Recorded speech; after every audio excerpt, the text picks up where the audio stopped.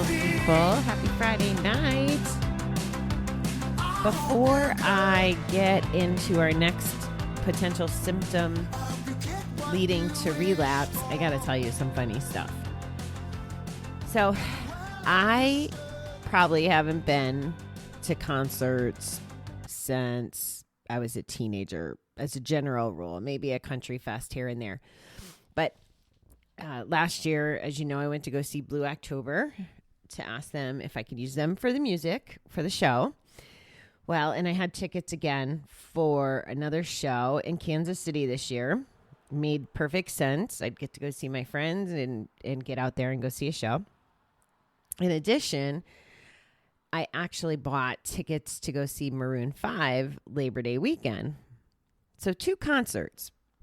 And like I said, kind of never had concerts on the radar really before the last couple of years. Because, you know, those cost money and I needed my money to gamble. So anyway, evidently, I decided to curse the world and, you know, shut down things. And the Blue October one's been postponed. I have a very, well, you know what? I'm going to tell the universe I want it to stay on. So hopefully it stays on. But I did get word today that the Labor Day one is already postponed, which really sucks because some family was coming up. It's going to be a little girls' trip. So we'll see. Everything happens for a reason, right? And then the other fun fact of my day was I got a letter from the state. I've been waiting for my refund patiently. Well, not really super patiently. I look at my bank account every day to see if it's there. And I got it in my head, like, okay, I get the state's backed up. I just want it there so I know that I'm not audited, you know, like, or I'm going to get audited. Well, guess what letter I got in the mail today? Yeah, yours truly is going to get her first audit ever. So, yeah, it's been that kind of a day. But I'm feeling very just grateful and silly. It's date night with Justin. His concert's going to start in a little bit. So I look forward to this. I can't believe it's already like the fourth one, but it's like one of my favorite self-care activities is just watching him on the computer and my Friday night fun. So I hope you're doing something fun tonight too. First though, we got to talk about self-pity. Well, that's a fun one. Self-pity. Why do these things happen to me? Why must I be a compulsive gambler? Nobody appreciates what I'm doing for them. Wow. I didn't read that before sharing with you that I can't go to concerts and I'm getting audited. It wasn't for self-pity. Sorry, I think that's pretty funny, if you couldn't tell. So self-pity. I don't know that I had a strong relationship with self-pity. Maybe internally more so than externally. And I don't know if my perspective is jaded because of right now that, and I shouldn't be taking other people's inventory, but I feel like self-pity is a driving factor on how people, you know, act in addiction, whether they're using or not. But when they get in that addiction mindset, so I really can't. I got to talk through this with you because I'm really not sure.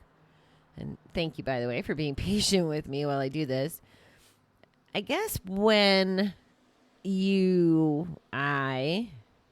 these things happen to me? Okay, so if I was gambling and I got that letter from the IRS today, well, the state IRS, that could have totally sent me into self-pity and off to gamble in the old days. You know, like, oh, I got to go win some money in case I owe them fees or something. I don't know what's going to happen. I didn't cheat on my taxes. I might have screwed them up because I didn't know what I was doing with having no Kiddin involved in them this year. But anyway, so I could see that happening.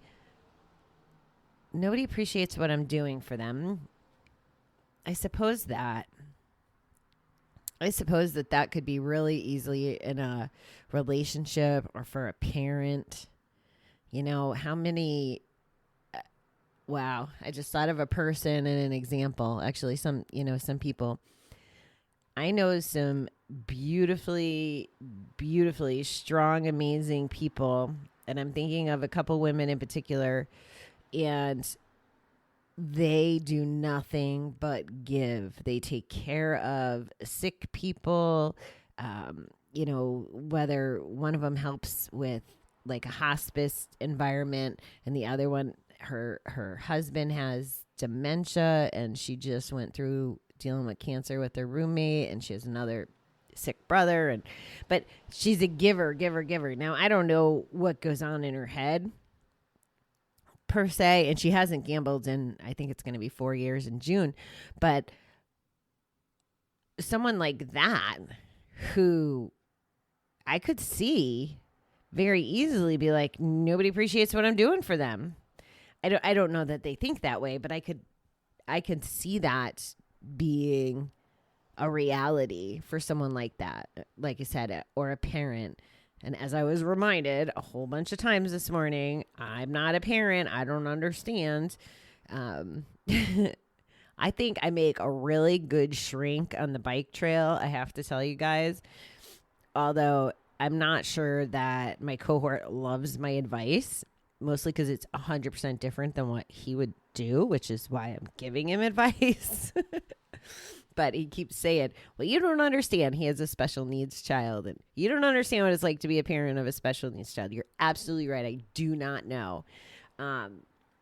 So I don't try to make opinions about the parental part of it, just, basic black and white facts. It doesn't matter if your children are an adult or whatever, just situational advice, but it's all good. We enjoy our mornings, and when it was nice like this morning, I think I could do this every day. I felt amazing after starting my day that way, and I think that's probably why this stuff isn't bothering me. It would be very easy to get in a funk about all the things that did not go right today, and I'm just grateful that I'm starting to feel a little bit like my old self. I told you guys a while back that I was struggling with another one of my friends, and I wasn't receptive to how he was handling things, and I was trying to come at him with coming from a place of love and kindness. I shot him an email and whatever, and we just really had been disconnected. We've been in the same, same group maybe once or twice, and we're in the same group text, but we didn't have any one-on-one dialogue. So I reached out to him. I was getting ready yesterday, and it occurred to me I couldn't even remember why we weren't speaking. That's a good sign that it's time to make up with someone, is if you cannot remember what you were fighting about. So I just shot him a text and told him, hey, I miss you. And he wrote back that he missed me too, and now we've had a little bit of engagement. But again, I'm not a parent, so I don't understand. And he's got a house full. He's got 4 kids, 3 of which are the same age. Can you imagine? And there's not like a big gap between the triplets and the other one. So I have no idea what that looks like, So who am I to be a pain in the ass about, him treating me like a VIP? That was maybe a little self-pity. Oh, I've gotten in that mood with him. Oh, poor Bobby, he won't come on my terms like we were supposed to do some stuff last year. Well, he's not doing it on my terms. So that's a little bit of self-pity too, not getting our way. It goes back to some of the other things like controlling other people or having expectations. There's a lot of similar circles that show up. But the moral of the story is self-pity. If you're exhibiting some self-pity, it could be a sign that you're headed for a relapse, according to this card. And I'm going to be fully honest with you guys. And I'm going to get into this later, but, and it'll be funny how this evolves. I gave you the heads up already that I've gotten some connection with a group or organization or whatever that isn't all 12-step based. And they're actually, it sounds like, against it. I'm only on the second podcast of listening to them, but I'm very intrigued by what they're saying.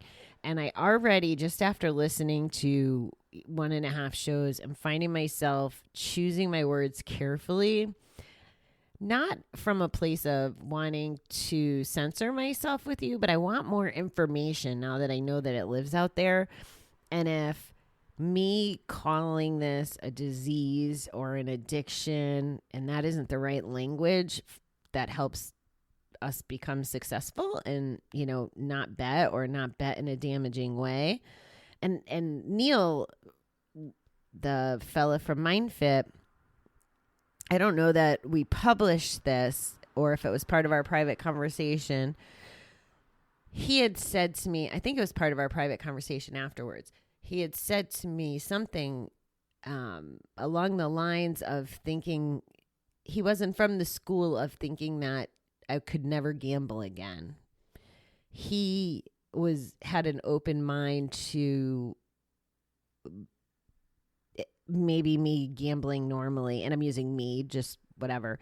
I could go back and gamble normally again if I take care of, all the stuff that he believes in, those inner children and the exiles and the beast and all that fun stuff that we talked about. So I think that we're in for a long ride together, guys, because what I said on day one may not be what I say. Here we are we're probably at about the 6-month mark on me having the show. And this last 50 days and nights, can you believe it? It's been 50 flipping days and nights that we've spent together.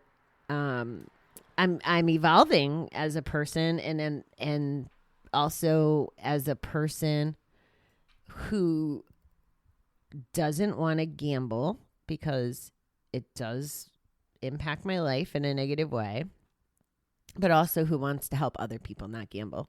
So those are kind of, I don't think that my values from the beginning, where I want people to have different styles or I'm not dictating to you how you should not gamble or even that you should not gamble. I think I've approached it kind of with that tone, and you see that I am pretty, advocating. I am an advocate of 12-step programs, and I wasn't always. I mean, I used to call it GA junk. My GA husband laughs at me about that still, and he thinks I'm all grown up because I don't refer to it that way. But now I wonder if I'm going to go through another growth spurt as I learn about some of these other ways.